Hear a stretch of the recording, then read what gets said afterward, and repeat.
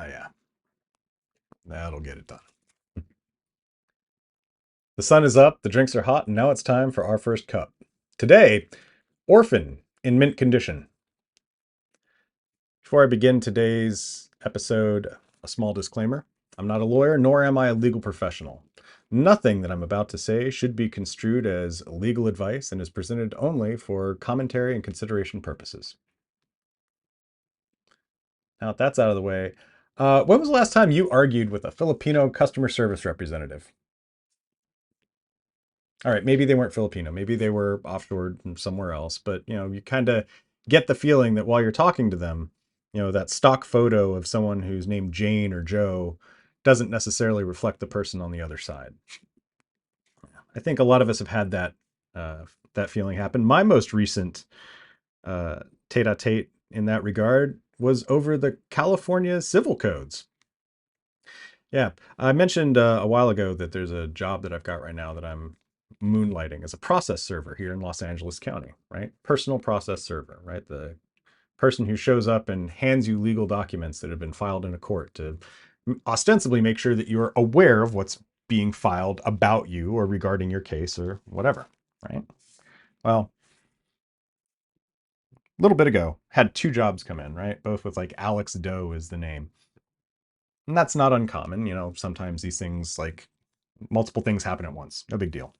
There was something interesting about these two jobs. One of them had a street address, and the other one had a P.O. box address. Same name. Like, kind of looked at both of them, and they had the exact same paperwork underneath. Same case number, same filing, same everything all the way through. Hmm. Now you might be thinking, well, what's the big deal about that? Well, a lot of places, it's not a big deal. A lot of places you can serve a P.O. box just fine. But in California, they really put the emphasis on the personal part of personal service. Like in California and LA County, they want you to make every effort that you can to hand the documents to a person. Best case scenario, the person who's listed on the documents, but there's other services that are allowed, right? Turns out a P.O. box isn't a person. And you can only serve a P.O. box if you've pretty much exhausted everything else about trying to find where this person is or trying to get them. Like you can't find them, right? Essentially.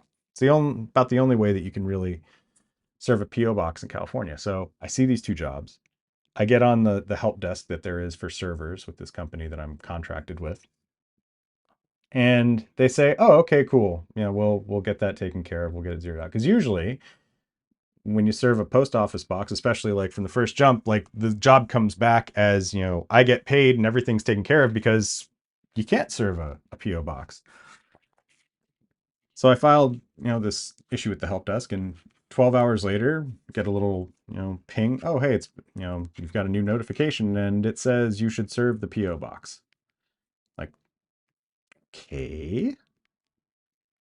I go back to the help desk, get another Joe or Jane or whatever.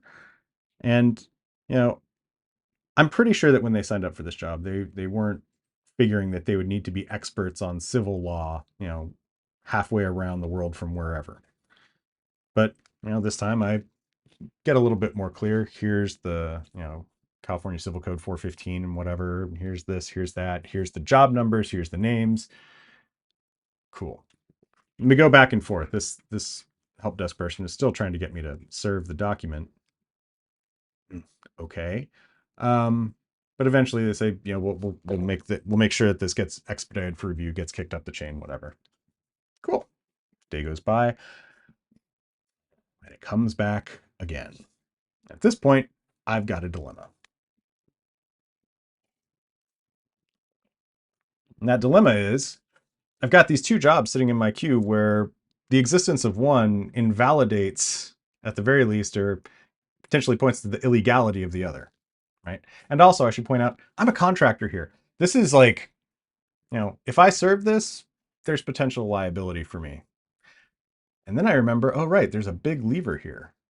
Because with that liability, at least in this job, there's one other thing that's really important and powerful. And that is every time a process server serves someone or attempts to serve someone, they have to essentially sign an affidavit that they attest under penalty of perjury that what they're saying is true, right? And a lot of times these affidavits are like, I tried to go to Jack Smith's house and I couldn't get in past the front gate, or I couldn't do this, or, I tried it this time, blah, blah, blah.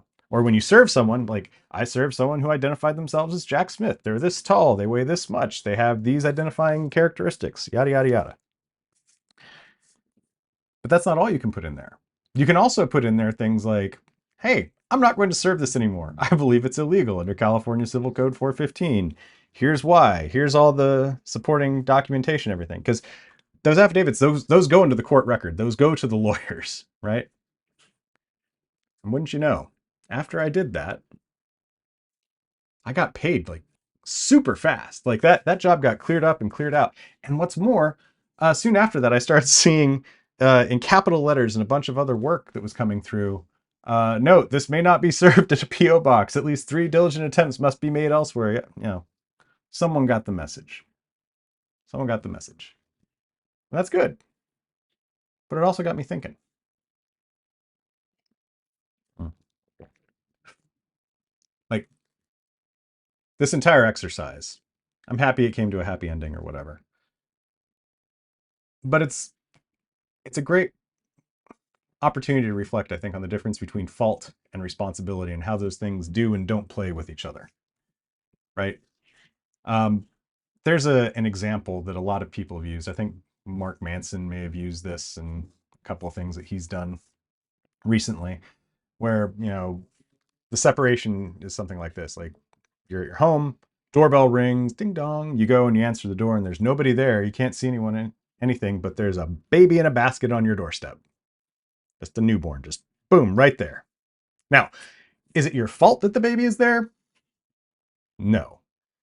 Is it your responsibility to do something with the baby that's there? Yes. Right. Um, and this situation, has a lot of parallels in the real world. Like, did I expect, or is it my fault that 2 jobs would show up in my work queue where one invalidates the other? No. But they're there in front of me. Not my fault, but it is my responsibility. Right. Did the company that I'm contracting with, is it their fault that they may have a client that potentially was ignorant of the law or that was trying to work around it in some way? No, not their fault, but it's their responsibility, right? And what I'm trying to say is that responsibility can show up even when we don't want it to. And hear me out on this. I think in this particular situation, uh, there is something that's my fault here and that I'm also responsible for. And that's, I took this job, right? Like I've chosen a job that I knew is essentially kind of an intermediary between stuff that can change a person's life and that person. And yeah, I know it's just process serving or whatever, but it's also an important part of the judicial system. It's an important part of civil and criminal procedure, right? And in that regard, I absolutely have a responsibility. Like my work will impact others. Am I responsible for what other people do with the output of my work, with, what I present them? Am I responsible for that? No. But I'm responsible for doing the best job that I can before then. Right? And I think that this idea applies to people in, justice who are doing justice related work. It applies to medical related people, but I think it applies broader than that too.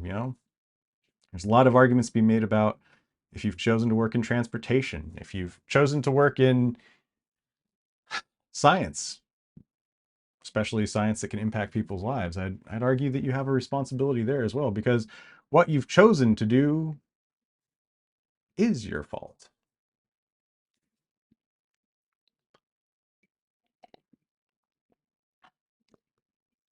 Now, if that doesn't appeal to you, I understand. Like, not everyone wants that kind of responsibility. Not everyone's cut out to have that kind of responsibility. And frankly, not everyone should have that kind of responsibility. But if you've chosen to be in a place that you're impacting other people's lives, you should take that seriously, right? And even if you don't choose that life, even if that's something that doesn't sound great to you, you should still be ready. You should still be able to understand that even if something isn't your fault, it is your responsibility, because eventually life will give you, on a long enough timeline, life will give you an orphan in mint condition. Hmm.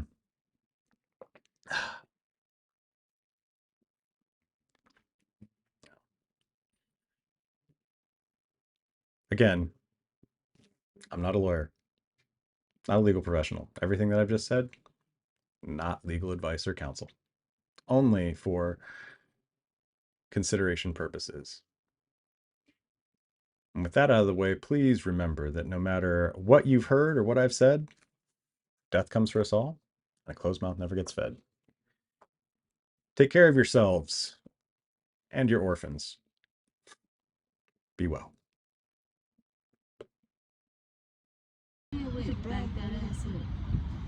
Yeah. Come on. She's got it. She's good. Is she honking it? Yep. Oh, celebratory.